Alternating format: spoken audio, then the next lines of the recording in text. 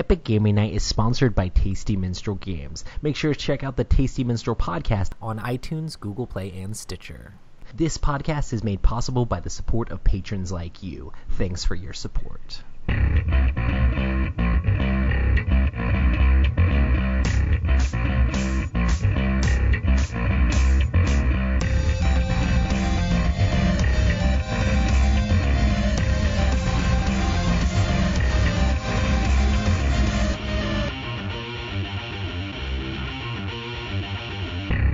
Welcome to the Epic Gaming Night podcast, a podcast about the stories and relationships board games create. I'm your host, Roy Caney, and with me, as most of the time, is Matt. What's going on? Hey, yeah, man. I'm glad you changed it. Most of the time. Man, I was like, if he says as always, I'm gonna be like, And Rob.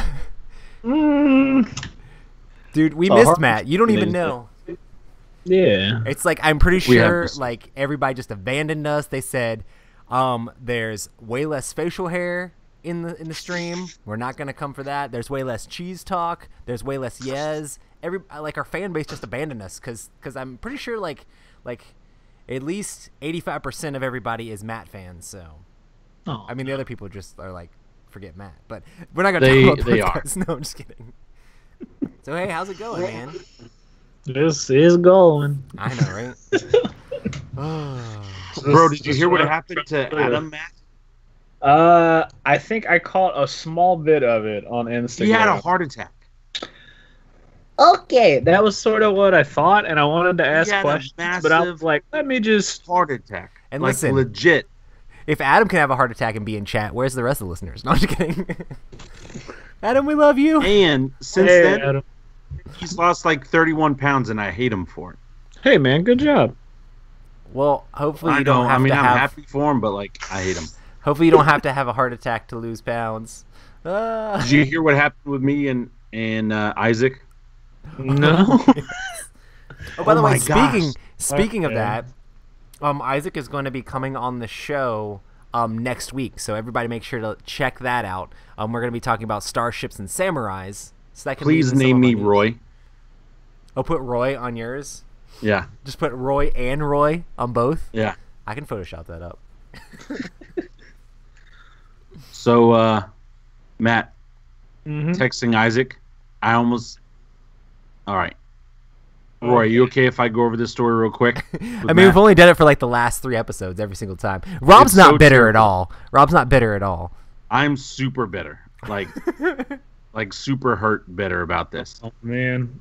Bro, it was really bad. So, listen, out of the blue, All right. Isaac texts me, you going to Origins? I said, I don't believe so. Should I go? You need volunteers or something? No, LOL. I just wanted to sit down and play Starship Samurai with you. At that point, I pooped a little bit. I was so excited, bro. I was so pumped. I'm like, oh my gosh, one of my favorite designers is saying they want to sit down and play their newest game with me. Yeah. I said, that would have been absolutely amazing. So he said, you coming then? And I said, what day and time are you thinking? Let me see if I can get away. I'll make the drive to play a game with you. I was literally about to go home, interrupt the meeting I was going to have, go home and talk to my wife. Like, look, here's why I need to drive to Ohio. Like, Real quick. here's why this is happening. Yeah. He said, dude, I'm just kidding. Aren't you like 10 hours away? And I was like, no, but anyway, I said, bro, I was about to have a serious conversation with my lady about you in this game. It's not every day one of your favorite designers asks to play their latest game with you. He says, oh, Roy. I would play anything with you any day. Seriously, bro. Don't go out of your way just for me. Just wanted to see if you're already going. I'll make some time for you at Gen Con if you're going this year. I said, did you mean Roy or Rob? Now, while I'm texting Isaac, Yep. I'm on the phone with he who shall not be named, who I thought he was having a heart attack because he's laughing so hard about what's going on. Oh, man. I said, it's cool, just FYI, this is Rob with Epic Gaming Night, not Roy. I'm just a co-host, sad face. He said, oh, Rob, I still love you. No worries. You know, I love both of you guys. I said, it's all good. Enjoy your trip. I am now starting to die inside. And then he goes, I meant to say Rob, by the way. I'm just terrible with names. Are you planning on going to Gen Con? I said, Roy is going. I'm up in the air. I run the... And anyway, it just gets worse. And then I end up with, like, sad faces and, like, super, like, my hopes are deleted and a bunch of other stuff. And then it gets worse because then he talks about playing games at Dice Tower Con. And he's like, oh, yeah. No, I meant BGG Con. I won't see you there either. Never mind. It just gets worse. Oh, boy. So super cringe fest. Super awesome. It was so bad, Matt. Man, I'm sure he feels terrible, too. I'm sorry. I'm sure he doesn't even recall the situation. He probably forgot it like 5 minutes after it happened. I like that he Mark Kaled you, though. That's pretty cool. That's awesome. There's just a string of people. I just wanted to turn Mark Kale into a verb. I just figured. Nice. Here's the opportunity. That's the way to do it. It broke my heart. It'll be okay, man. Goodness. You can just start handing out business cards and say Roy from Epic Gaming Night. It'll be good. I mean, because we look alike. We're both Caucasian. Right? Oh, boy. Yup. Nice. Well, this week we're talking about up and down time. Since that was an up and down experience. Exactly. I was up. I was so excited, and then came crashing down. That's how you segue right there. But yeah. But before we do that, we have a couple of news things we want to talk about. Mostly just Epic Gaming Night type news things. I don't know if you watched the video, Rob, but I did a review of the Pogs the Game thing. And I did not see the review. Yeah, I'm doing like where I have a whole bunch of custom Epic Gaming Night and Favorite Game Friday Pogs, and we're gonna be challenging people at Dice Tower Con and any of these other cons we're going to, whether it be Mega Moose Con or Mace or Gen Con or anything like that. Make sure to hit us up and play some Pogs with us. We're bringing it back to the 90s. Did you ever mess with Pogs, Rob? I messed with Pogs. That's the one where you have like the cardboard and you're just slamming, trying and to you flip like them over. get your metal slammer and you try to flip them over, right? Yeah. Me and my friends and my brother and stuff played it so much when we were kids. And of course we always played like for keeps, like gambling the things away. I think it's always funny because like we used to play at my church, like in the foyer. Isn't that the way you're supposed to play it though? Like yeah, it is. You win their Pogs. Yeah, you win their Pogs, and we were playing in the foyer for like a few weeks. And they're like the leadership at the church were all like, "Hey, this is too much like gambling. You guys got to go in the back room, not in the foyer." So they didn't say stop. They said they're just playing the back. They just room. said move to the back. Next to where all your fathers gamble there. I was gonna say, yeah, move to the back with the poker game. Yeah. Nice. But yeah. So yeah, I have Epic Gaming Night Pogs. Make sure to hit any of us up at Dice Tower. I have like a playmat thing. I actually have the picture behind me of the stuff I have. So make sure to hit us up and slam down with us. We have some other people that are trying to do it too. Board Game Blitz should have Pogs, and we're going to try to have a bunch of other content creators join on with us and bring back the revolution, even though if it's just a like silly thing. But, you know, it should be fun. So, yeah. Yeah. Is this the time to admit that I have never played Pogs? I mean, it's a really complicated game, Matt. Like, I don't know if you'd be able to comprehend the nuances of the strategy. Gotcha. It's a dexterity game where you try to slam a piece of plastic to flip over pieces of cardboard. It's kind of like right up our alley. So it's like Strike Light, except you're just trying to hit things, and you get to keep the Pogs if you flip them over.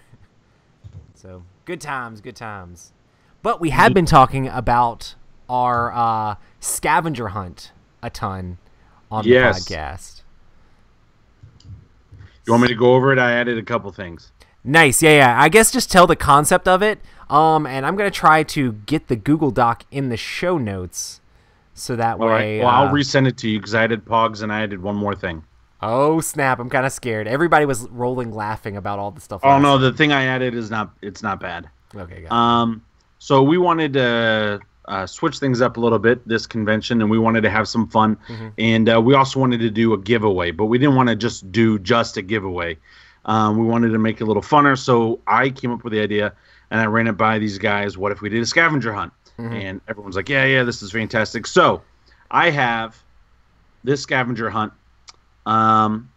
Any item that is listed, you can only get counted for it one time. So you can't take like 20 pictures with Roy and get 5 points for each picture. Right. Each activity can only be counted once. Which makes sense for a if there is a hunt. picture involved, you must tag Epic Gaming Night on Instagram, and it has to go on Instagram, and you have to tag us. So, our first They can't do Twitter ats. I mean, you could do Twitter or Instagram. It's however you want to do it. Nice. First one is take a picture playing Mansions of Madness. You get 5 points. Take a picture playing Dead of Winter. You get 5 points. Take a picture of playing Twilight Imperium 4. 5. I'll be surprised if too many people do that besides me. Well, you can't win. I know. Take a picture of at least 5 of our favorite games all stacked together. You have to know what our favorite games are. Stack them together. Take a picture of that. 5 points. What if Rob's like, that one game, we don't actually like it, so it doesn't count. then it doesn't count. You gotta go find the 5th game. Make a quick video of you rolling a d20 and getting a 20. So you've got to make a video of you rolling a d20 and getting a d20, not just a picture of it. It's got to be a video. You do that, 5 points. Make a quick video of you trying to pay for something using board game currency. Go up to like some gas station clerk, go up to somebody, throw out those fascinating Seafall coins that you're never going to use again, and try to pay for something. You get 5 points. Take a photo with Mickey Mouse. Can be a real Mickey or even a fake stuffed toy Mickey Mouse. You get 5 points. What about a dude with the ears? If he calls himself Mickey Mouse, you get 5 points. His literal name is Mickey. And Mouse. And Mouse. Yeah. You get a photo with Roy Canada, 5 points.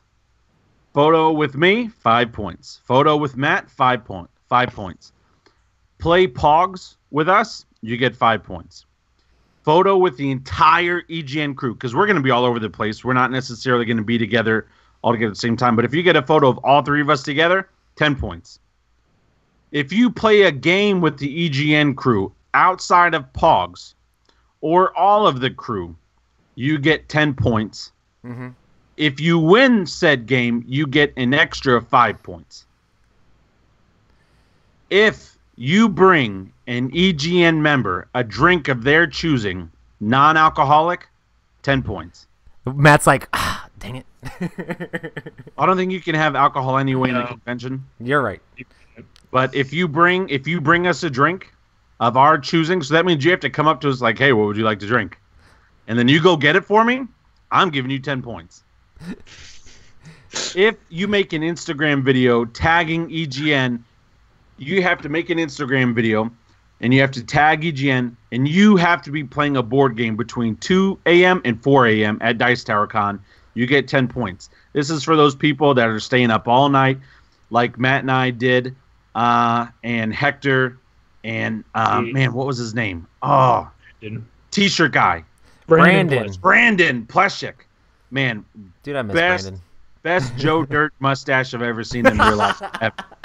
Because remember we played Goku. Yeah. Man, we rocked Goku that Gen Con. If you make a video of you playing a board game between 2 and 4 a.m., you get 10 points. If you bring Matt a piece of edible, clean, and still packaged cheese, you get 15 points. You get extra points for that one, I see. Yeah. Yes. Oh, if man. you take 5 pictures of Roy, at least 1 hour in between the shots, without him knowing or looking at the camera, 15 points.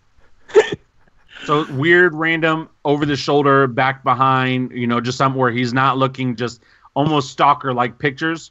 You get 5 of them, but they can't be like 5 right back to back. 15 points.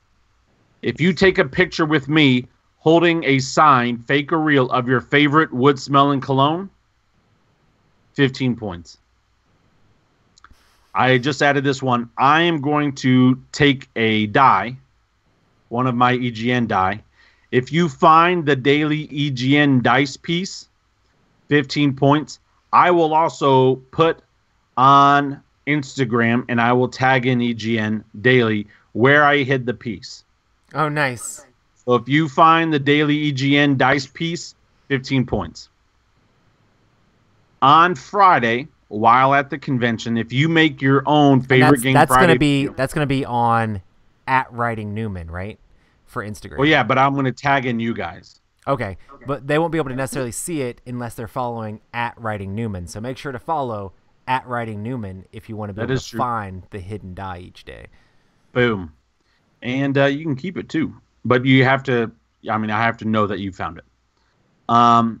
On Friday, while at the convention, make your own favorite game Friday video, sharing your favorite moment of the EGN show throughout the years. Like, if you do this, you get 20 points. One of my favorite moments still is, for some reason, when we went through the Greek economy. It was crazy. It was dumb. It was awesome. I absolutely loved it. So if you can make a favorite game Friday video of one of your favorite moments on our show. Just record a video of saying what you liked or something? Yeah.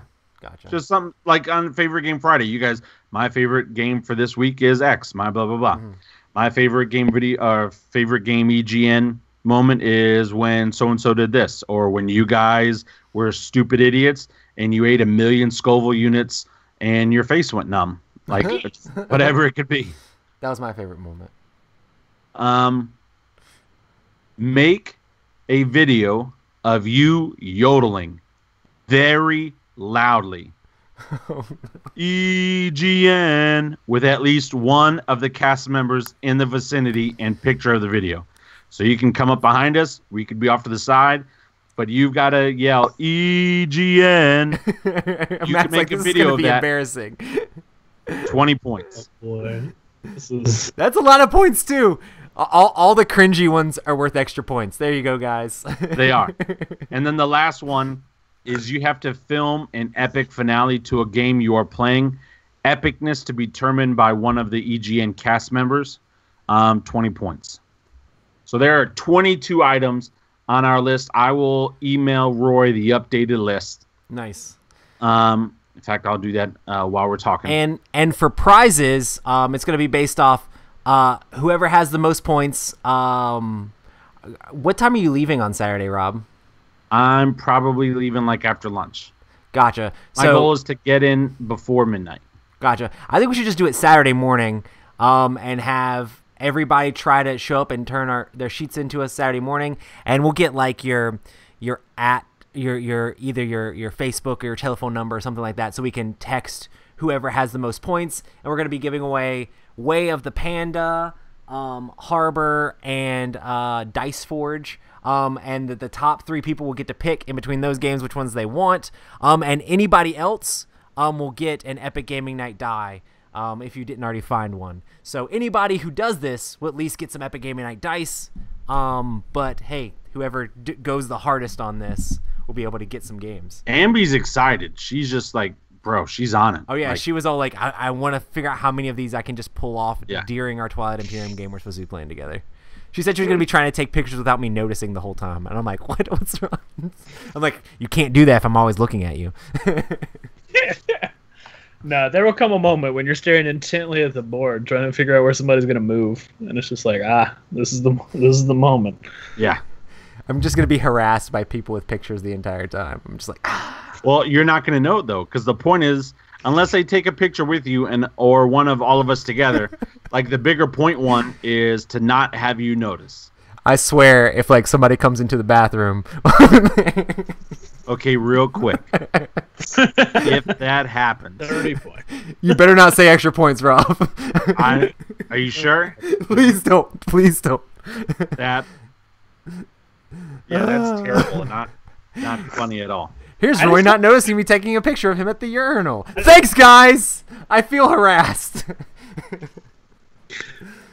Oh boy. Man. I think that I hope somebody has like one of those giant like paparazzi cameras. Oh They're just no! and it's just it's either like I don't know. The pictures are just insanely detailed for what it is.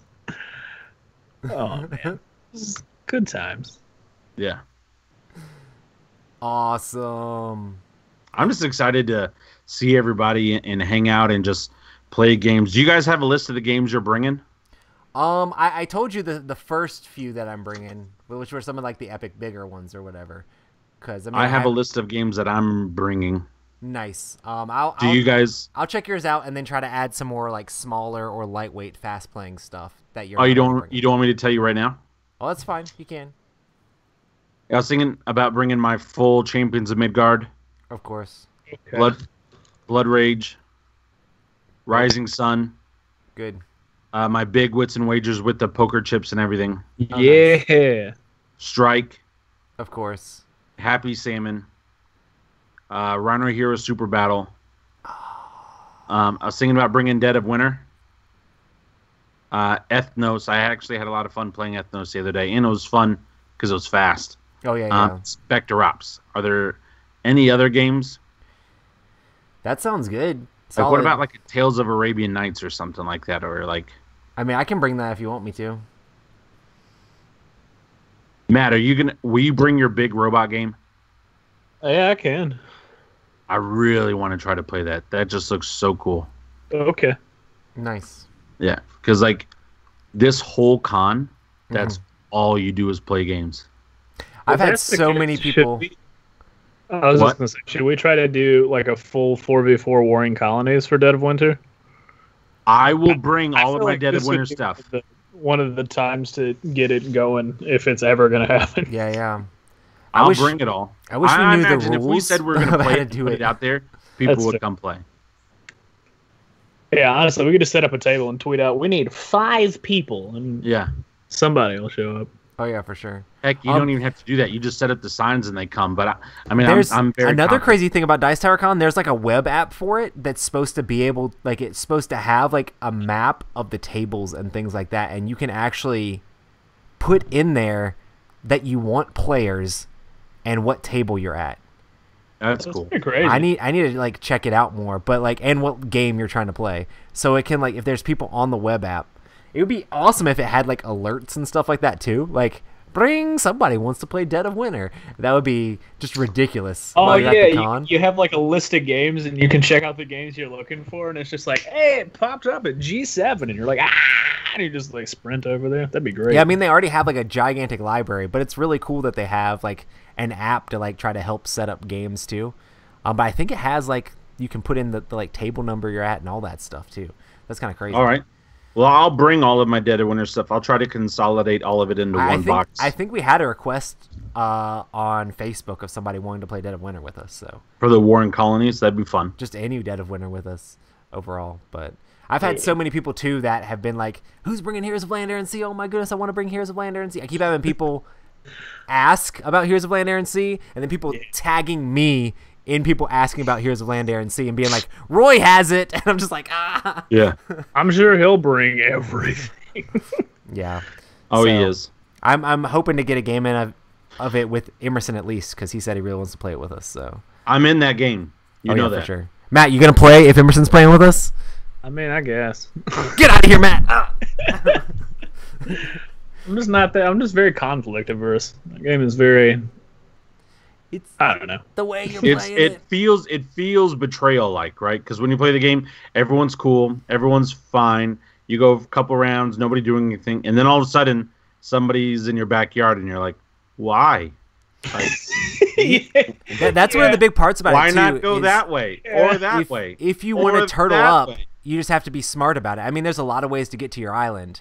But if you block those paths real good, it's definitely a big deterrent. But you really can't blockade because there's really 4 access points. And on top of it, you've only played the prototype. They've actually added stuff in there that there's the conscripts card, which of course if they play the right card can negate it. But conscripts basically says you can move any of your people on the current continent into the battle. So if they attack your home continent and you have enough like food to be able to pay for it, you could just be like, and I move all my people into that battle. Please don't attack here, because we are a swarm of angry hornets if you actually do attack here. So, Yeah. I don't know, it's pretty fun. I played games where there was barely any battles, so it's fun. It's fun. Awesome. Everybody, happy Canada Day. Hey, I'm Roy Canada, so thank you so much for that. That's the third time I've used that joke today.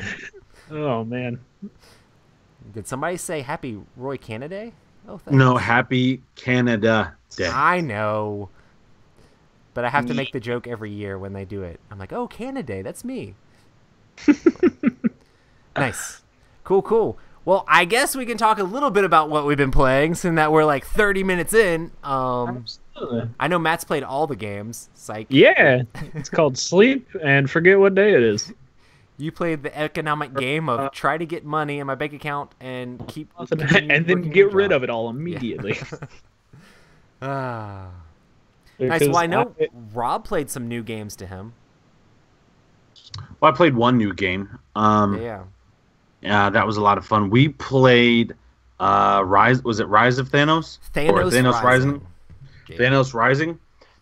It is a co-op game where everyone is working together. It plays up to 4 people, and you are trying to stop Thanos by destroying his minions. You have to, I think, destroy 7 of them. If you kill 7 of them, the good guys win. If he kills 10 heroes, Thanos wins. You roll 2 big dice every round. 1 dice lets you know where to put a marker on an Infinity Stone, and the other dice tells Thanos what to do. Yeah. He is brutal. Oh yeah, he is absolutely brutal. Then you pick 4 characters you have between. Sorry, going blank. You have Captain America, you have Doctor Strange, you have Black Panther, and you have Gamora. Those are your 4 options.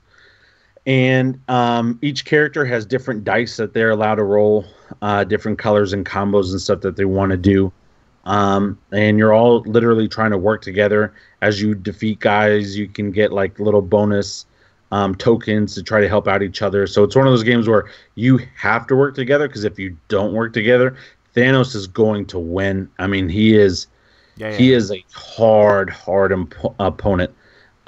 But it was a lot of fun. So he surrounds this board, and you have to go into the area, and you're trying to rescue heroes before they kill them, and you're also trying to kill the villains and stuff like that. I don't know if we just got super lucky, but the first time I ever played and we won the game. It was the first time I won, so. But we did a lot. And that's me and Dustin took our experience from previous games and tried to help push it into this one, and we just rolled better. Well, it was still hard. It wasn't that easy. I would say when we're all said and done, I think Thanos killed like 5 or 6 heroes, so he wasn't almost winning, but there were a couple times where we had to spend special abilities, or we had to spend bonus actions or bonus pieces to heal ourselves, or we would have died. We would have lost. And we did a lot of stuff to negate the stones. So, like, I had an ability that I used a couple times to slow Thanos down on winning the stones, and I know other people got the little tokens, the bonus tokens that allowed you to slow him down on getting the stones. Because once he gets those stones, it starts to get real gross real fast. Oh, it gets super gross. But anyway, it was a lot of fun. Like, I really enjoyed it. Might be a game that I'll probably pick up, because I could see some, like, people at church who are big Marvel fans wanting to play that game. But it was a lot of fun. I also really liked how it was a co-op game. Mm-hmm. So it's one of those games where if I am introducing it to new people, they don't feel alone. And it was brutal. Now, we got spoiled a little bit. Roy brought in his game, and he replaced the main characters with HeroClix guys, which was kind of awesome. So we've got our HeroClix guys rather than just like a little cardboard marker.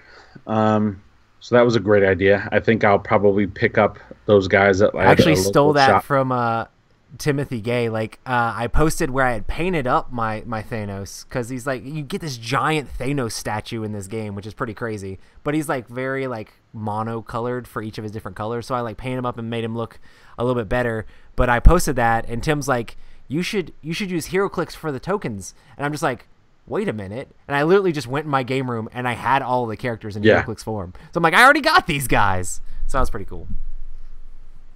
Anyway, it was a blast. We had a good time, and that is Thanos Rising. Nice. I played several other games. I played Seven Wonders, which was the first time I actually won Seven Wonders ever. Quick little drafting game, which is fine. But the game that I want to talk about that I love, that I haven't played in a while, and I know Matt used to play this a ton and love it, is Wiz War. This is the first time I got to play it in like forever. And we played 2 games of Wiz War back to back. And Wiz War, if you don't know, is just like a light game of wizards running around a map trying to collect treasures and blast the other wizards while casting all sorts of crazy spells. It's extremely random in the fact that you just are casting all sorts of silliness, and you just get lucky or not lucky on how much energy you get or if you get a good attack spell or not. But there's a little bit of strategy in trying to figure out how to combo those cards together. It's like, okay, well, I can move this many spaces and go here and then shoot around the corner to be able to take out that guy's last hit point, and that'll give me the last point I need to win the game. Or like, oh my goodness, he got treasure, he put it on his home base. Do I try to get my own treasure from this other area, or do I run and try to stop him there? There's all sorts of interesting decisions in that, but it's just silly, light fun. We played the first time, and I just ran treasures. Like, I got a bunch of energy, and I just ran real quick to the treasures and got back. I ended up getting blasted and hit by minotaurs and all sorts of crazy stuff, but ended up able to pull it off. And everybody else was new players, so that was kind of interesting. But they immediately wanted to play the game again, which I was like, oh, really? What? Oh, okay, let's do it. And I switched out some of the cards, added in some more damage cards in there and stuff like that. And then we played, and they immediately killed me. It was pretty fun, though. But then they played, and then it's always like multiple people are like right on the edge of winning in that game, and then somebody's finally able to like pull it off. We played like 2 games of Wiz War in like an hour and 15 minutes, which is pretty quick. So yeah, Those Wiz are War, fast games. Did somebody die fast, or I died fast the first time. Well, I mean, not too fast, but like I got a treasure and I was running, and everybody's playing really quick, which made me super excited. Like, they weren't agonizing over their cards or different things like that. They just read them and understood what they were, which is pretty cool because there's a lot of text in that game. Yeah. But for everybody being like first time players to Wiz War, well, one guy had said he actually had one of the older editions of Wiz War. If you don't know, Wiz War came out like in 1985, so like right before I was actually born. Wiz War came out, and it originally came out like in a Ziploc bag with like paper maps and paper cards. And this is a Fantasy Flight version that's like been spruced up a lot. I'm not sure if the Fantasy Flight version's currently in print or not, but it's still a great game that I love. Like, if they made any number of expansions for this game, I would automatically buy it, just because I'm just like, more cards, more stuff. So, because I know, Matt, you've played a bunch of tabletop simulator games of it. Yeah, we played a bunch of that, and then I don't know, we played it a decent amount a long time ago, back when I was so first getting into games. it's a fun game. Yeah, no, I mean it's very simple and straightforward. It's one of those that you just have to be like, beer and pretzels, light game. Yeah. It's one of those that has like an odd balance. Like, it's very simple, but the cards have a lot of text on them, and it's a very light game, but it can go for a long time depending on how people play. So Yeah, exactly. it's just good to throw down every once in a while. Nice. Well, that was what I've been playing. Since we're so deep into this, I guess we can just go ahead and get down to our topic.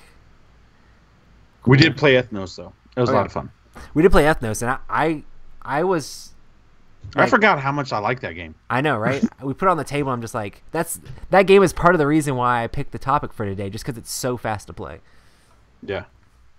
Cool. Well, our topic today is about downtime and uptime and keeping players engaged. So I guess I'm going to describe the concept of downtime in board games if people don't understand that term necessarily. But it's basically like when you're playing a game and just there's plenty of games that do this where some people have so many choices on their turn, or there's just so much someone can do on their turn that the other players don't really even need to pay attention to, and it's just like, okay, well, take your turn, do your things, whatever. And there's this concept of downtime where you're just left not actually really engaged with the game during that time while other people are making their decisions, or other people are just fiddling with different things in the game, and it's just not a quick rotation of the turns. So there's plenty of games with downtime in it. How do you guys feel about downtime in games? I hate it. Yeah. Me and Rob were having a conversation about this yesterday. I don't care if I'm not playing. And I understand some games need downtime. Mm-hmm. However, How would a game I hate it when I feel need like it's downtime? unnecessary. If there's something real struggle going on, I understand. Mm-hmm. But if you're just not paying attention during your turn or during other people's turns, and then you come to your turn and you want everybody to go over everything that they did, and then you try to process it, to me, that's just, I absolutely hate that downtime. Or that guy who literally plays out every scenario ever in his head, ever, even of games that we aren't even playing. If you're playing something and you think about something else, it's like, that's, anyway, I'm not a fan. Nice. Matt, what do you think about downtime in games? It's not great. Yeah. I mean, I don't know. I think there are certain games that do downtime pretty well because it's basically the downtime for the other players has to be entertaining, I think. Yeah. So it's like if you look at like dexterity games where somebody is placing something, like there's a lot of onus on the one person to not mess up. So everybody else is like very watching and concerned with what's happening. You know, when you're playing Rhino here, you're not like, oh my God, why are you taking so long to place this card? And I mean, it's not. Yeah. That's not really a great example because it's not a long amount of downtime. I mean, it can be, but you know, if you have something to pay attention to or something that's interesting, it makes it less bad. But like, you know, you have a game of Forbidden Stars where it's just like, all right, well, this combat's going to take 10 minutes. I'll go make a sandwich and Just 10 minutes? just walk around so that we can find out who won this battle on this one hex out of these 9 grid. You know, and it's just like, cool. That has done nothing to progress the game at all. Yeah. Hey. Yeah, for me, like, I obviously don't enjoy downtime in games. I mean, I try. It depends on the game that we're currently playing. Like, if I'm playing a game one-on-one, I mean, sometimes it bothers me a little bit less. But if there's a ton of people there, then the downtime can be pretty rough. And it's just like, why do we have to have this? And I feel like a lot of times the game itself is to blame for the downtime. Like, if it was designed in a specific way, it could mitigate that a lot, you know? Yeah. So I'd love to see more modern games come with mechanics that lead to player activity instead of having the downtime. Do you think the length of a game has anything to do with the amount of downtime? To me, no. Yeah. I mean, I'll let you guys answer. I'll let you guys go, but no. I think a lot of times people are like, oh man, that game is so long, or like games like Twilight Imperium or War of the Ring or something crazy like that. People are like, oh man, that game's a 4-hour game or a 5-hour game. Like there must be that game's going to be slow and long. But the interesting thing about those games is that they have very little downtime in them. And that's why I say no. Yeah. Especially like a game like War of the Ring. You're engaged the whole time. The benefit of that game is it's only a 2-player game. So you have to be paying attention to what your enemy is doing. And I think we'll talk a little bit about the mechanics about that a little bit later, but it's really interesting that some of these really long games that people really love a whole lot have really low downtime. So I think if you played a 5-hour game and there was tons of downtime where you're not doing anything in the game, I'm pretty sure. I mean, there are games like that, and I feel like they're Zaya. much less well regarded because of certain things like that. You know. Exactly. Yeah. See, here's why somebody in chat just said TI4. TI4 to me does not have a lot of downtime because so much is going on in that game. Even now, granted, some turns and some people do take a long time when playing that game. But there's no reason for them to. That's a person problem, not a game problem. Well, correct. And also, everybody's actions affect everybody else. especially when it comes to voting and other things like that. And that's where it's just like, that's a game that should have less downtime because you need to pay attention to what everybody else is doing. But a game like Zaya, yes, Jeremy, I said Zaya. I mean, I agree with you. That is one of the things about Zaya, which makes higher player counts. You have to be very tolerant of downtime, especially in the later games in the later turns of Zaya. And there's one specific reason for it: just the amount of things you're allowed to do. Like, you're allowed to do so much stuff on a turn. And I love Zaya; it's one of my favorite games ever. But I think the game would actually be better if you could do less on a turn, and you just had more rounds, and like you could move your ship, or you could attack, or you could buy stuff, or you could move your ship again, not do all of these things together. Because when somebody else is taking their turn, if they're on the other side of the galaxy, it doesn't necessarily correlate with what you're doing at all. So there's no reason to even pay attention to it. So it's kind of like, and they can do 50 million things. It's like, okay, I'm going to go get a snack, you know? Yeah. What do you think, Matt? I feel like with Zaya, there's a couple of things that they could do to mitigate it. So like you're saying, either do the thing like where Twilight Imperium does, where you get one action. Yeah. I wish the combat wasn't the way it was. Like, if they tweaked the combat, if they made an expansion to tweak the game to that, like, one action thing, they could fix it. But the way the combat currently works is, like, you have to spend a whole bunch of actions to the combat, and that's only the only way you could possibly do something. But I don't know. Yeah. I feel like it's... I don't know. It might be better if you did almost like a Tiny Epic Games where you're doing the follow action. Yeah. So like when somebody moves, That's a good idea. you can spend whatever to do a follow action Fuel or something. Yeah, like you can move, but you can't move maybe quite as fast, so that it's not as powerful. But it basically feels like the entire board is continuously moving, and it's Feels like shaking space. all the time. Yeah, like it's not so very Final Fantasy turn-based battling. Like, and there's nothing wrong with that at all. But if you're trying to eliminate downtime, if you had a relatively simple follow mechanic in there, it would make it feel a bit more alive, and it would probably make it play quite a bit faster. Especially considering if you start moving the NPCs to that same rate and stuff, that would be very interesting. Anyway. What do you guys think are some other games that have a lot of downtime? I want to give it another chance. What? Forbidden Stars. Oh, yeah. Oh, my goodness. The game of downtime. And it's not even that bad until you get to that combat. You and AJ ran outside and did Pokemon Go up and down Roy's neighborhood. Came back, and we were still doing that one fight. We're in like round 2 of combat. Yeah. Yeah. And that happened every single time there was a fight. It was just like... Yeah.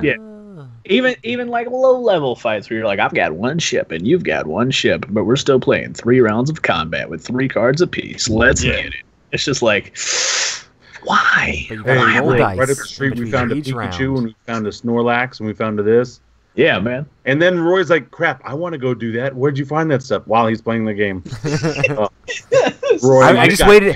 Tag in for me real quick. I just waited for someone else to start a combat, and then... You got heavy into that game. You got heavy into Pokemon Go. You and Brandon Pleshik. Oh, Didn't yeah. you guys have like a little podcast about it?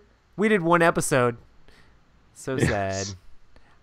They just They just added like friends to Pokemon Go, where you could be friends with other people, and I'm like, oh, awesome. And then I'm like, oh wait, I'm like 3 levels too low to do that, and I'm just like, oh yeah, I don't care. I was kind of excited because the new Switch game is supposed to do it. Anyway, I don't know why I'm talking about Pokemon Go. Get out of here. Because of Forbidden Stars. Exactly, yeah.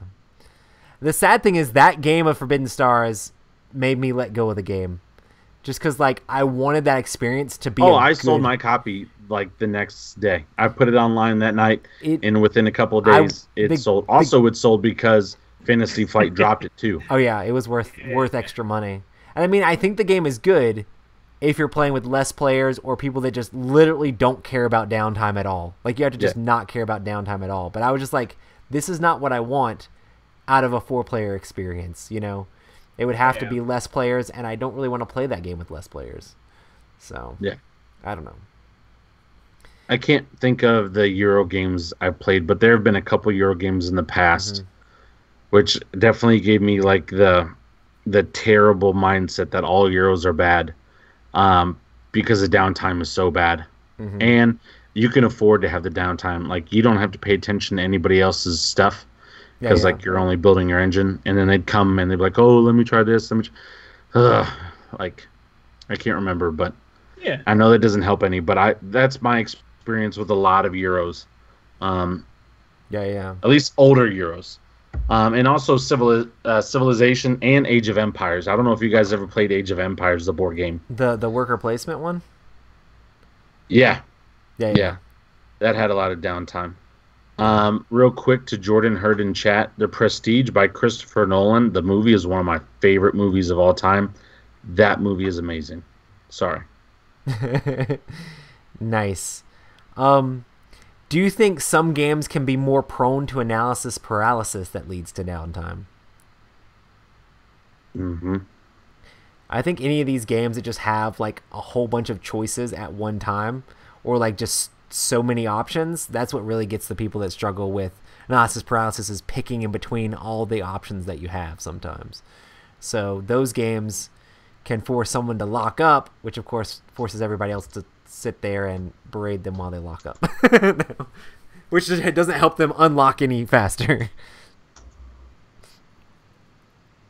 But yeah. Yeah, the analysis paralysis. And I want to give this game another try, but Rising Sun, I played twice. I've enjoyed it both times that I played. But man, like, the combat can have a decent amount of downtime in that game if you're not making people be on the ball, you know? And I need to do better at that sometimes when I play. But, like, when you're playing a big player count game, there's combats across the entire board. And if you're not in a lot of them, then you're just sitting there like, and because the combat is so deterministic, it can be really thinky, you know? So those two players can just be locked up in a battle of trying to figure out what their opponent is doing, you know? yeah. So that can cause a lot of downtime. I'm still going to bring it. I like the game. I like the minis love and the stuff game. like that. I want to give it another shot, but I just, when we played at Recon last year, it was just,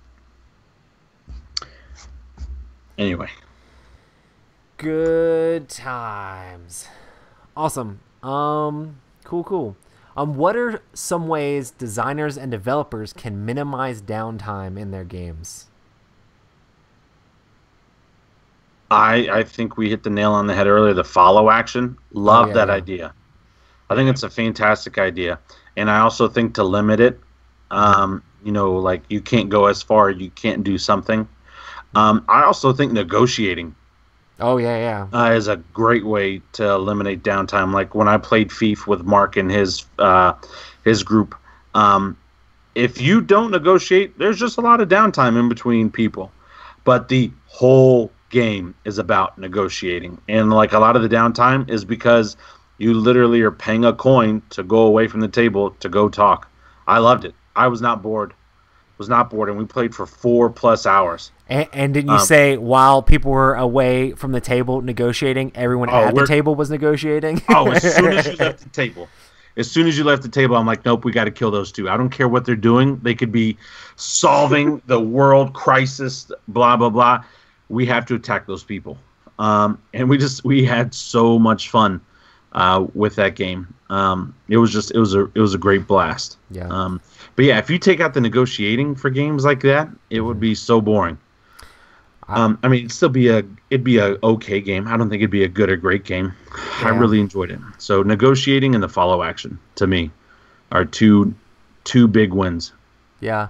Also, simultaneous actions are amazing. Like if you're playing things like Race for the Galaxy or something like that, where you're just taking your turns at the same time constantly. Like everybody chooses their things at the same time and you all do them at the same time. It's like zero downtime, constantly zero downtime, because everybody's doing all the things all the time. And then the only downtime comes when people are choosing to do that if somebody takes way too long to choose their thing. But normally, normal people will all choose their thing at the same time and all just be ready to go. It's crazy when you play those games where it's just like you just always take a turn together all at the same time. Then it feels like, holy crap, this game is just zero downtime, and the game flies by so fast, which is pretty cool. Another thing is like don't have things in your game that can just lead to giant things of downtime.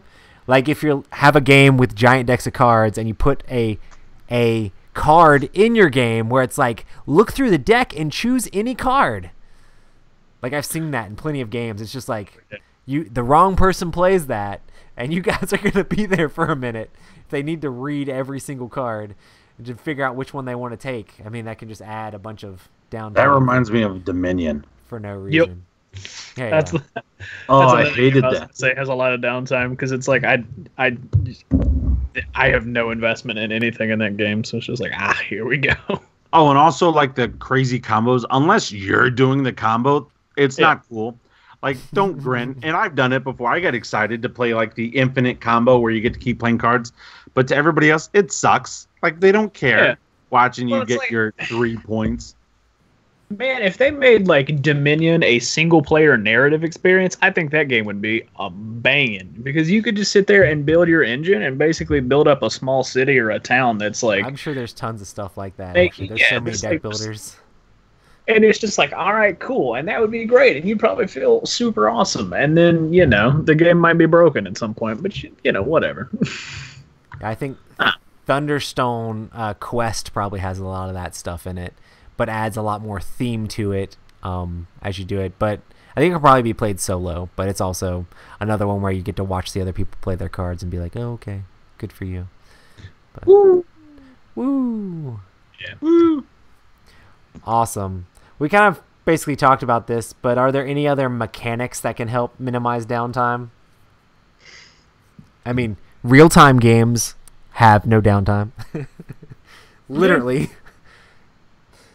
Play Escape the Curse from the Temple or play XCOM. You're not going to have downtime. You're gonna pray for some downtime.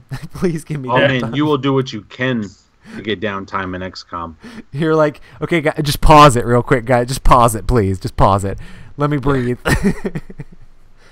No, I think what we said in minimizing options, which you and Matt brought up good points. And don't give people the ability to take really long turns. Like there's games where it's like, oh, if you're building a worker placement game, do like most worker placement games and let people place one worker, not like all 5 workers, and then the next person places all 5 workers or something crazy like that. If you have too many options and you get to do too much stuff on your turn, it's just going to make everybody else disengage from the game, I think that's one of the things I like about Champions of Midgard, because like you're putting out one person at a time. Yep, and I mean that's one of the reasons these games are so great is Twilight Imperium. You can move one fleet or you can like get one technology. Oh, and when everybody else does those cards, everybody else does the cards. Okay, we're doing technology now. Everybody do technology. Okay, I'm moving these ships. You just move the ships. Okay, you're done. There can be downtime when there's a big combat in between 2 people, but it's still not nearly as bad. They're just chucking a few dice and then the combat's over. And normally people are invested because they're like, holy crap, who's going to win this? Who do I need to keep a lookout for? And now they're both going to be weaker because they just blew up all their ships. Ha ha ha. But yeah. Adam makes a good point in chat. The trader mechanic definitely makes things more interesting. Because I know every time I play Dead of Winter, if we're doing one of those side missions and you're not contributing to one of those missions and you have more than 3 cards in your hand, you're the trader automatically. Yeah, I mean, that's a good point because Dead of Winter, you could get a really long turn if you have a whole bunch of characters. I never have a whole bunch of characters. They always die off. But if you have a whole bunch of characters, you could have a whole lot of actions back to back. But just the fact that people want to know what you're doing because you could be the betrayer makes people invested in what you're doing because they're like, is he doing the smartest thing for the colony? So, I mean, that's a great thing because it's like it makes people look at you. Even if they're just looking at you with suspicion, they have something to be interested in during your turn, I feel like the downtime really comes when you're doing something that pertains to me 0%. Yeah. Have you ever been surprised by let's do the other one. What are some games that keep players constantly engaged? That keep players constantly engaged? Mansions of Madness. Favorite game of all time because of the story, because it keeps people engaged. I think a Just lot of because- co-ops help with that. Yeah, but the app and everything helps with that too, with the creepy music and stuff like that. I love that game. Yeah. I think some of the games that do those really short turns, like we were saying, Ethnos and stuff like that, helps keep people engaged because, like, as soon as you're just looking at the cards in your hands, like, oh, it's your turn. Oh, crap, let me get this card. Oh, it's your turn. Okay, let me get this. It's like it's almost always your turn, just because everybody can go so quickly through their turns and things like that. Yeah, I think when we played on Saturday, the longest turn was like 30 seconds. Yeah. And that was just because somebody was playing like 3 Centaurs out to play a bunch of combos or something crazy like that. Math also seems to be an issue for people when playing games Yeah. or RPGs, like trying to do math and line stuff up, and you know. Are you just making fun of Adam in chat? No, I'm just Yeah. kidding. I think Century does a good job of it too. Spice Road, just because Yeah. like real quick turns.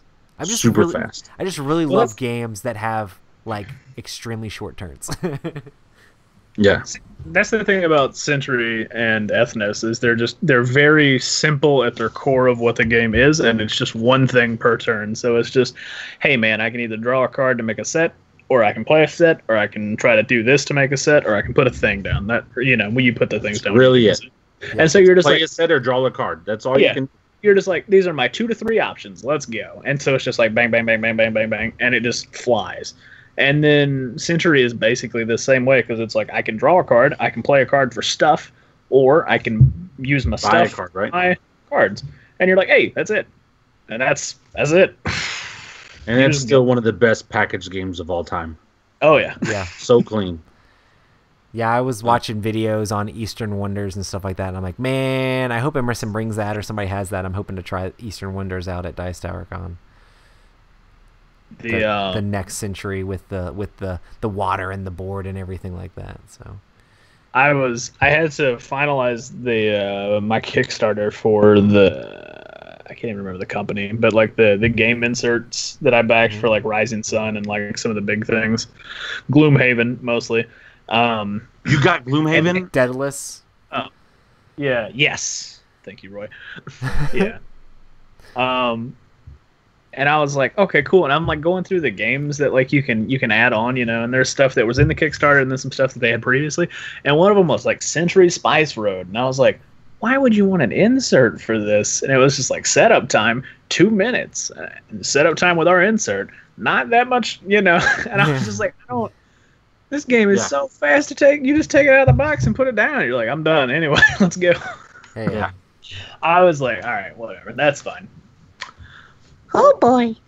Anyway. Sorry.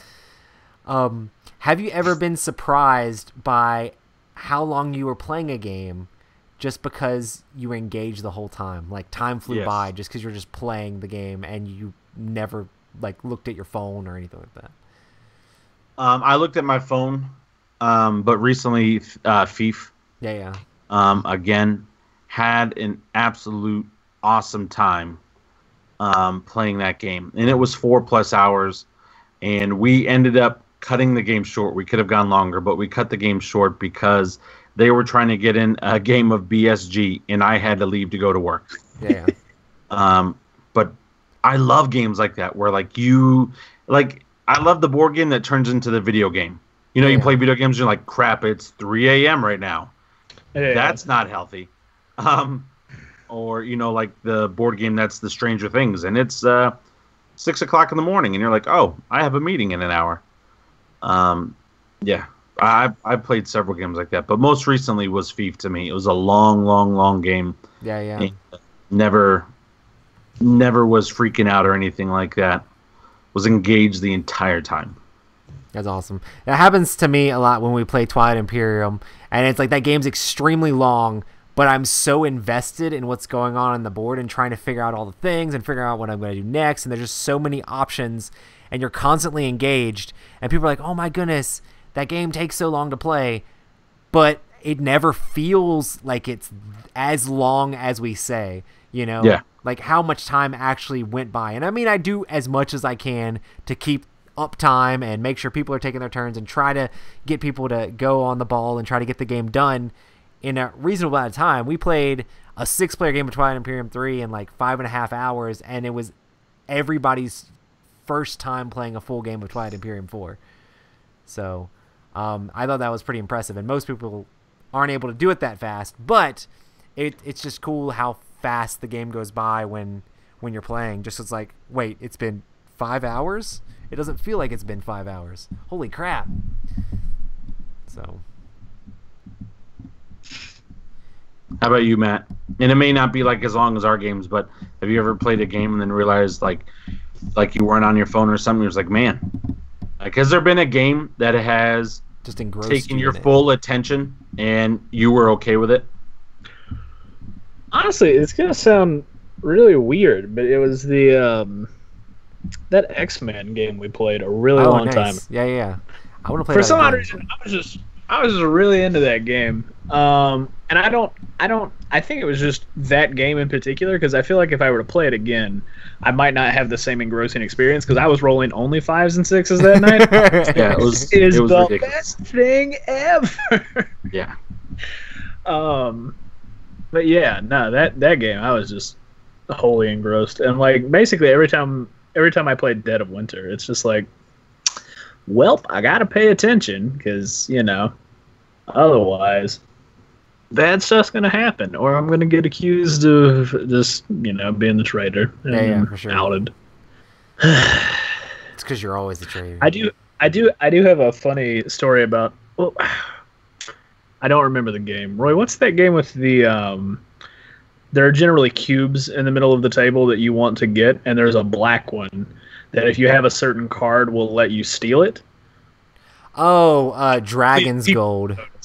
Yes. Yeah. That game, you're just like, oh yeah, this is a small game, and then all of a sudden you don't notice, and somebody just has millions of dollars behind their screen, and it's fantastic.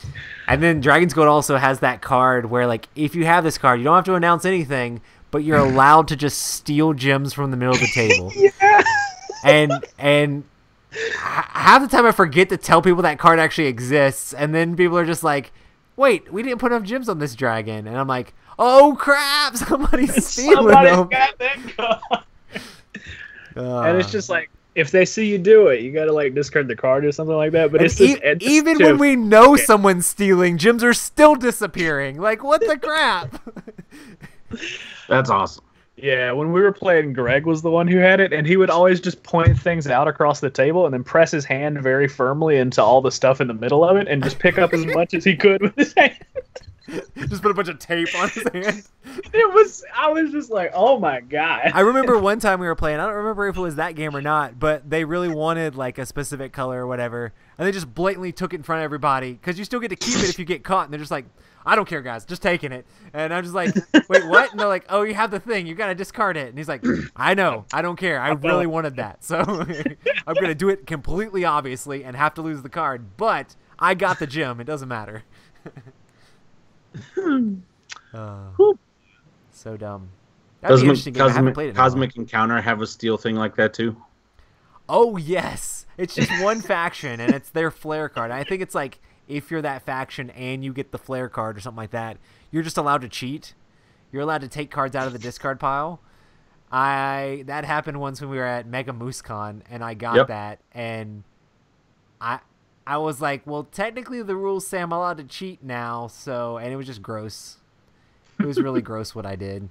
I literally just had a 40 there was a 40 card in the discard pile. If you don't know what Twilight Imperium, like, you do combat and it's card based, sort of like Blood Rage, but there's a 40, and 40 is way higher than most of the other cards. Like, everybody's got like 4s and 6s and 5s, but if you have a 40, you just keep beating them. And I just like kept playing the same card over and over again. And then I had a whole bunch of reinforcement cards too. I just keep pulling those back out. And then there was a time where somebody played a card to mess up something I did. I just picked up the discard pile, went through it, pulled out a card that canceled that card, and then just played it. And people were just like, they didn't necessarily notice that I was doing it. And then by the end of the game, I'm like, I'm sorry, guys. This is what happened. I actually didn't know the card did all of that, so I couldn't like warn people beforehand, but then I got it in my hand. I was like, oh, I mean, I guess I win. I mean, I don't know. Until somebody knows that, I mean, I wouldn't ever cheat in a game normally, you know? So it's like, Roy's just cheating. But when the over game there. tells you you can cheat, it's like, I might as well. Exactly. It's like, it's no longer cheating if the game tells you to cheat, you know? Awesome. Cool. So do you have any tips for listeners on how to deal with downtime or maybe how to minimize it in your games? Pay attention. Mm-hmm. Pay attention to when it's not your turn. So that way when it comes your turn, like, I love if my turn can take under 30 seconds. Most times, to me, 30 seconds is a long turn for me. Like, I already know what I'm going to do my next turn. I try to play all games like I play chess, where I try to think multiple turns in advance. Like, here's my objective. Here's what I'm trying to do. Now, other players may do things that get in my way, but I'm still trying to complete that objective. I just maneuver differently to still do that. So it's just like, just pay attention. So that way when it becomes your turn, you also, during your downtime, have been able to analyze everything that's happened. Okay, we're playing Blood Rage. I saw that card that time. It didn't come back to me. I know now that Matt has that card that lets him put out 2 guys every turn. Even if I don't see the card, even if there was 5 other people who are playing with, I know Matt has that card. I just pay attention. I just like that people just give it to me. Like, this is Matt's strat. It's fine. I'm just like, yeah. Hey, I played that strat last time I played and I won. It is such a fun strat. Like, I don't even care about fun win. strat. It's So much fun. The problem with that strategy is you need to then upgrade your horns. I'm always trying to upgrade my rage. But no, you need to upgrade those horns because when you can have 10 plus guys on the board, it doesn't matter how much rage you have. It's like, fight me. Yeah. Fight me. Please. That's the issue I always run into. I'm just like, somebody please fight me. And everybody's like, no. And I'm just like, why do I have like 8 people on the board? I'm trying to cycle my plastic, guys. Let's. Nice. Hey, we got to play that when we're in Florida. Yeah. It's such a good game. Speed Blood Rage? No, I'm just kidding. Let's do it. Knock it out in an hour. Here we go. What was I gonna say? Honestly, we didn't talk about this, but just like having someone who knows the game really well, because going into the rules and digging through it, and when you're not sure on things, can create huge amounts of downtime for the other players. You know, just like being comfortable with the game when you bring it to the table can reduce downtime a lot. And then just have somebody who is just helping people be like, I mean, when I play Twilight Imperium, we have like a mat that specifically says whose turn it is currently, and just make sure we're paying attention to that and being like, okay, your turn, you go. Okay, your turn, you go.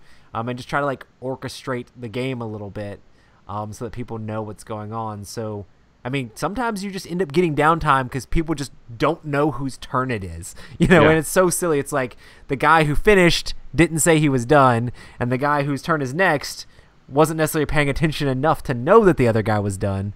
And then you're just sitting there like, everybody at the table's like, whose turn is it? Like, we've been sitting here for 10 minutes talking or 15 minutes talking, and nobody's doing anything. So, yeah. Which is not bad. I mean, it's fun to talk, but if you're trying to get through with the game and try to minimize downtime, just people pay attention to what's going on the table helps a lot.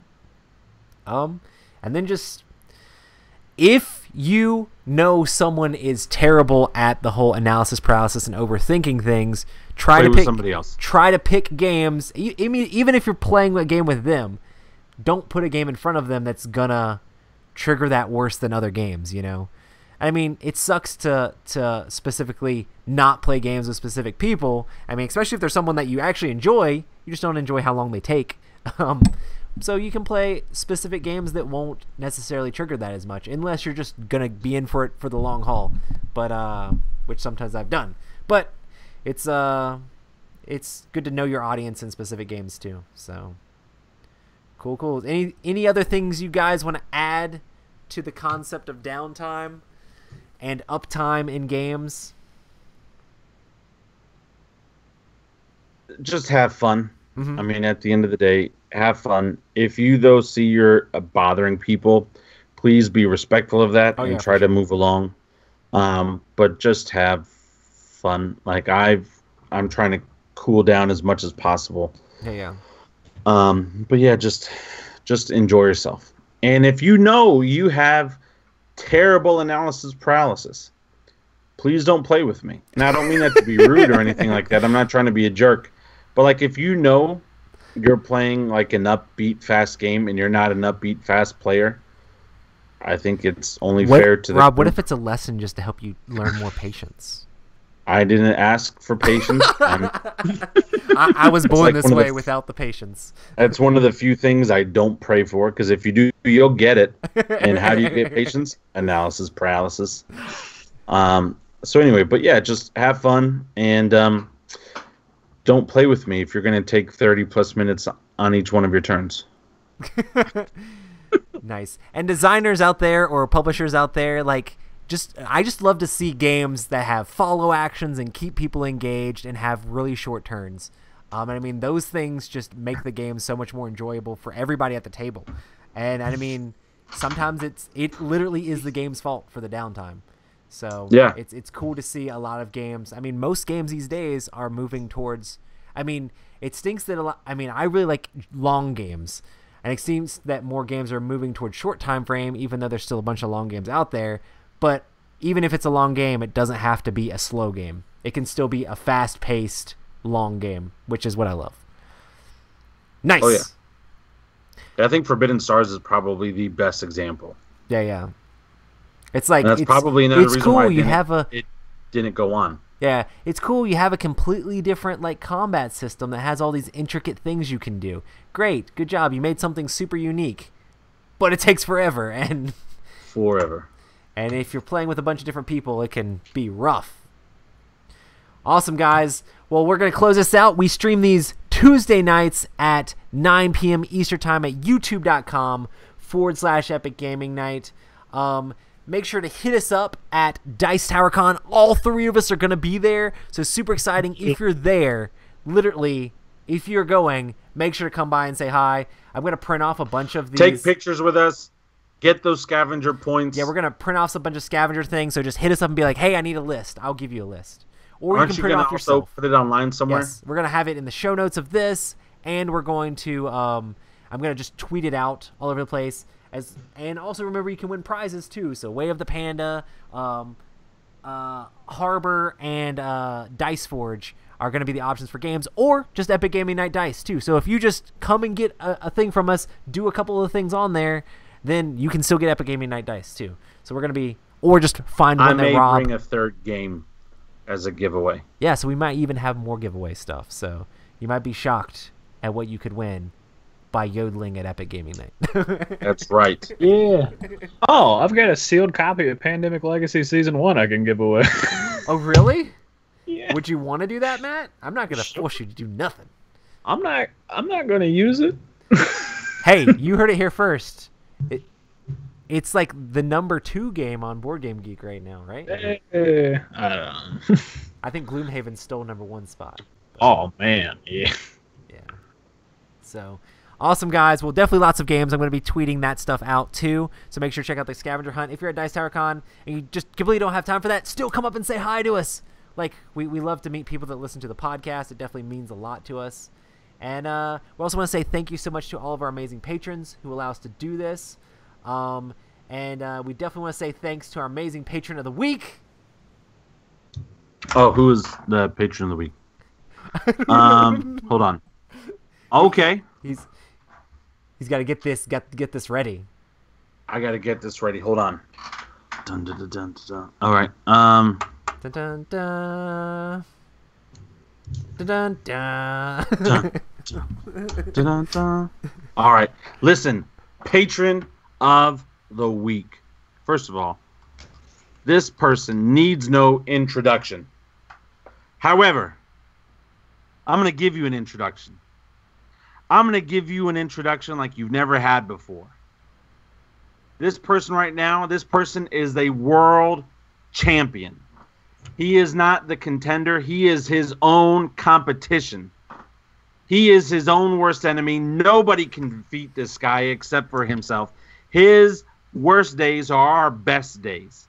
This man just bleeds excellence. Cures cancer.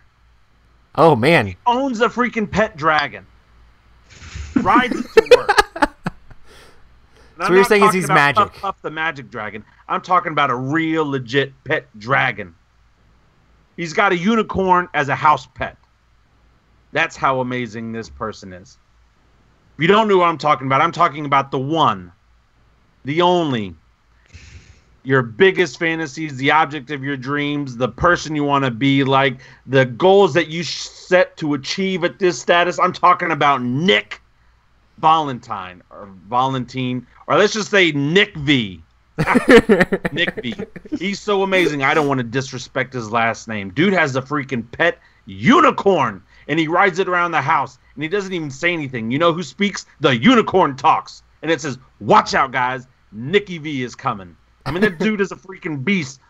His farts smell like your best cologne. There is nothing that he can do wrong. One time he got in trouble at work and then became the CEO of the company. He got in a fight with the bear one time, smacked the bear, and now the bear is his personal tour guide every time he goes into the woods. Waits for him outside. Said, "Shut up, bear." Smacked that bear in the face, and now the bear's his tour guide. This dude doesn't go fishing. Fish just come swimming up to him and jump in his lap saying, "Please talk to us. You're lovely. You're a lovely individual." Nick Valentine, Nicky V. Nick, you are amazing. You are the answer. You're the answer. Hey, kids, if you're failing in school and you don't know what's going on, just write down Nick V. If your teacher doesn't know that answer, it's because they're not educated. Nick V. And if you write that on a quiz, I'll mail you $1. Actually, I won't mail you $1, but still, I would. I would if my wife would let me. I'll mail you $1. Put that down on a job application under your referrals. Nick V. Boom. Why should we hire you? Nick said so. Nuff said. Freaking Nick Valentine. Nick, you are everything that I want to be. You make me want to be a better man. And I appreciate you. You're so good. Matt came back just to hear your name. Yeah. He wasn't going to come back. Matt was like, "I'm tired, y'all. I've been working all day, all night. I work all the time." We said, "Hey, Matt, Nick's the patron of the week this week." He said, "All right, I'm up. I'll put up with it. I'm up." I love chat's responses and ads to Freaking Nick. Nick V, everybody. Nick freaking V. And Nick, your significant other, whoever they may be, you better tell them, wrap you up real tight to appreciate what they have. Because they don't even know. They don't even know. Add that as a sound clip. They don't even know. Freaking love it. Nick, you are beautiful. That's right, Nick. You have mahogany farts. You have mahogany farts. We appreciate you. You're the best. Adam Hopefully says that Mark Kale would rather talk to Nick than Roy. And I'm not gonna lie. I would rather talk to Nick than Roy. And Josh says that I guess Isaac Vega meant Nick V, not Roy. Yes, he did. Awesome, guys. Well, if you want to support us, make sure to check us out at patreon.com/Epic Gaming Night. It definitely helps out. Also, make sure to check us out at Epic Gaming Night on Twitter and Instagram. And also make sure during the Dice Hour, especially if you're doing the scavenger hunt, make sure to follow Writing Newman to find out where the hidden dice for the day is. And you can end up with the Epic Gaming Night dice and points for your scavenger hunt, which is going to be hype. Hype! Hype, hype! Yeah. And check out our Favorite Game Friday and reviews over on the Dice Tower. Definitely check out the one I just did with the Pogs, just because it's silly and stupid. And we're going to do our Pog Challenge where people can come play Pogs against us, and you can have Epic Gaming Night dice and Favorite Game Friday dice for hitting us up and playing those with us at conventions. So, awesome, guys. It's definitely been an awesome show. So stoked to have Matt back. Yeah! Yes. I'm excited for Matt to come to Florida and then just for like multiple days in a row, play board games and eat food, and people to randomly bring him cheese. I hope I'm there for the first time that happens. I just want to see his face when somebody who's like maybe an introvert just walks up to Matt, doesn't say anything, and just hands him like a piece of cheese, like, "Here." Just like a little Baby Bell. Just, oh man, or even not even a Baby Bell. Like they got that like Kraft American cheese that are wrapped in individual singles, and they just bring you one. It counts. It counts. It counts, though. Does It counts. Not. It does not. If you look at the package on the Kraft American singles, nowhere does it say cheese. It says dairy product. Matt's getting It's stingy not on cheese. his cheese. It's not cheese. You can bring me American cheese that comes from a deli. Kraft singles long is as it's wrapped totally and clean. plastic. Yeah. Yeah. Oh, Oh man, I love it. good times, good Yeah. times. Okie guys. Roy, I'm gonna change the thing to say, ingredients must have cheese in cheese ingredients. Per Matt's request. Yeah. Oh boy. Awesome, everybody. Well, thanks so much for joining us. You guys were best in chat. Best ever. And we're super stoked to see you guys. Hopefully, some of you this week coming up. And this has been an extra podcast. Also, make sure to tune in next week, the 10th, for Isaac Vega. I'm gonna be sick that episode. Ah. I All right, don't know, guys. man. Peace.